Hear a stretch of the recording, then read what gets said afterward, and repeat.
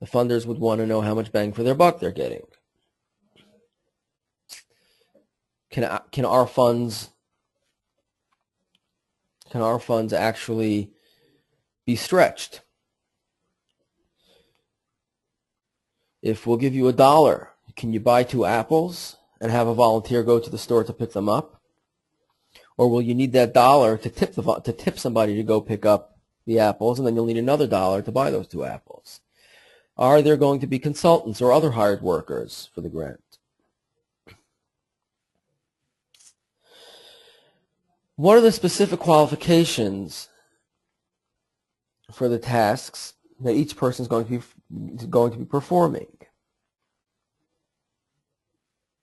Or are those qualifications sufficient for the task at hand? If we'll be hiring a consultant, how do we plan on recruiting them? If we have somebody in mind, why did we decide on them?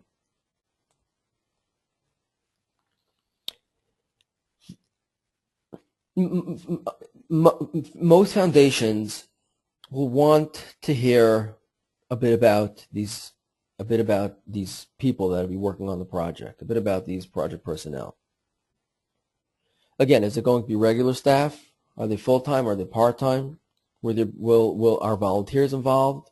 Is it going to be consultants or other hired workers?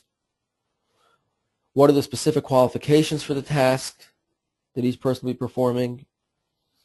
And why did we decide on specific personnel? How did we find them? Why did we choose them? Next, we're going to need some sort of format for evaluation. We're going to want some format for measuring success. We're going to want some sort of format for measuring the outputs. And we're going to want some sort of format for measuring the outcomes.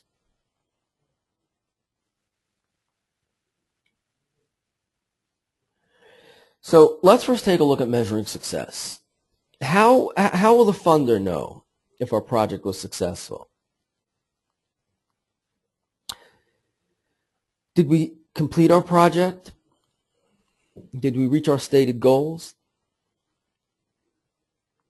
Did we accomplish what we set out to accomplish? Was our mission accomplished?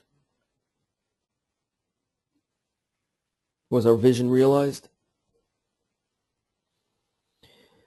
Now, as an acronym,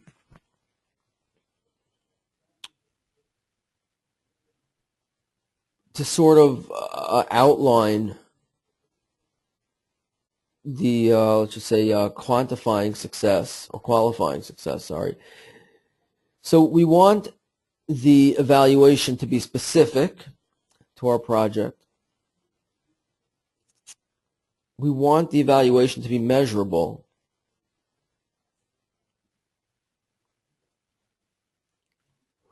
We want the evaluation to be actionable.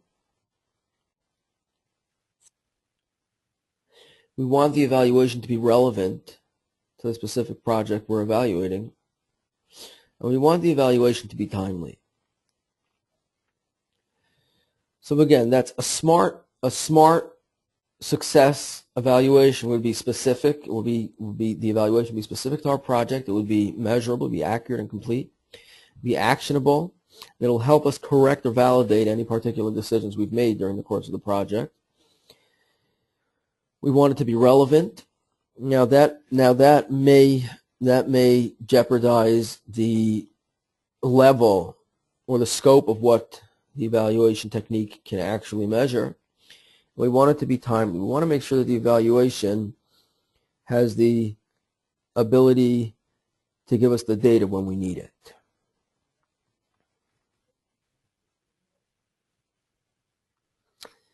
Now, as far as measuring the outputs will let us quantify our success. The outcomes let us qualify our success. For example,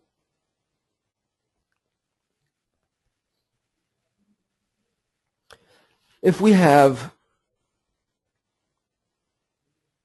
if we have a nonprofit, if we're running a nonprofit project that's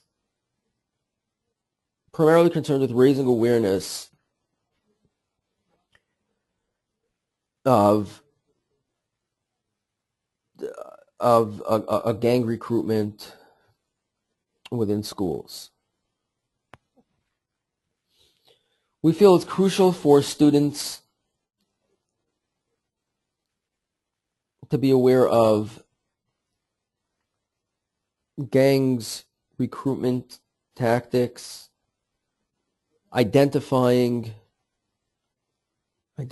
gang members, identifying gang signals, gang signs, gang symbols. We feel it's crucial to educate public school students about gangs. So we go ahead and we print a brochure and we hand it out in the public schools. We hand it out to all the students of the public schools.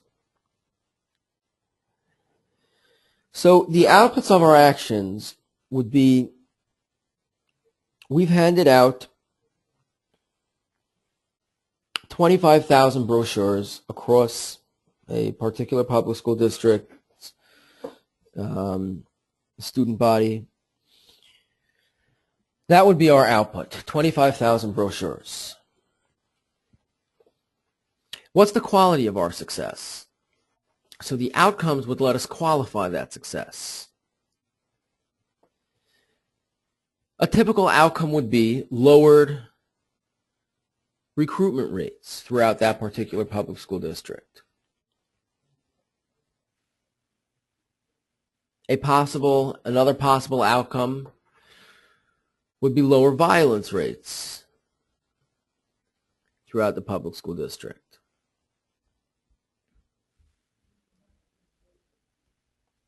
Those would be the outcomes. The outcomes would qualify our success, and the outputs would quantify our success.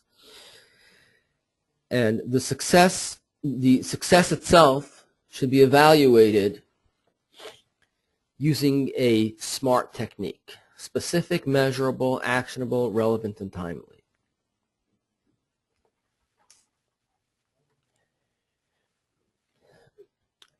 Now, how would we measure the outputs? So in our example, it's very simple. How many brochures did we give out?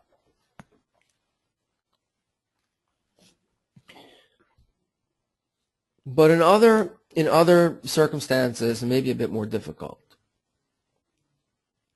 In order to measure outputs, so first of all, the outputs themselves should be tied to the actual project goals. And outputs are basically just counting widgets. How many objects did we catalog? What percentage of our collection did we inventory? How many oral history interviews did we conduct? How many people came to our program? These would be some typical outputs of the various, social service programs that we may be engaged in. Again, basically outputs are just counting widgets. How many objects did we catalog, or what percentage of our collection have we inventoried? How many interviews did we conduct? How many people came to our program? That would be basically how to measure outputs. Now, it's not always obvious what the outputs in particular should be. In other words, it's not always obvious what we should be measuring, what we should be counting, but the bottom line is those outputs should always be tied to the project's goals. If we have a social service, if we have a nonprofit agency that's primarily involved with saving coral reefs, okay, saving coral reefs out in the Pacific. We believe that there's a lot of toxic waste going into the Pacific Ocean, and we believe that's killing the We believe that's killing the coral reefs, and therefore the sea life in general is having a hard time with food. Okay, so we started a nonprofit agency to minimize the damage that's being done to coral reef. Okay, so there are a lot of different ways we'd go about that. Okay, either we'd say we think that the cause for we think that the cause for the diminishing the diminishing level of coral reefs out there is due to toxic waste. So we may set up a nonprofit agency specifically focused on reducing toxic waste. We'll set up a project that's focused on reducing toxic waste. Whatever that project is going to have specific goals. How are we going to reduce toxic waste? We're going to have a step-by-step system to reach specific goals. Have we reached those goals? How do we those goals will have outputs. Okay, we say those goals will be the outputs. We'll say that if we can get, there are 10 agencies, there are 10 companies around a specific region, somewhere in the Pacific, that are dumping in the majority of the toxic waste that's killing the plants. Okay, so we're going to set up a project. We would like to raise awareness by these 10 companies about the implications their dumping is having. So either we'll send out brochures, either we'll host a series of meetings, a series of seminars to educate them about the implications of toxic waste.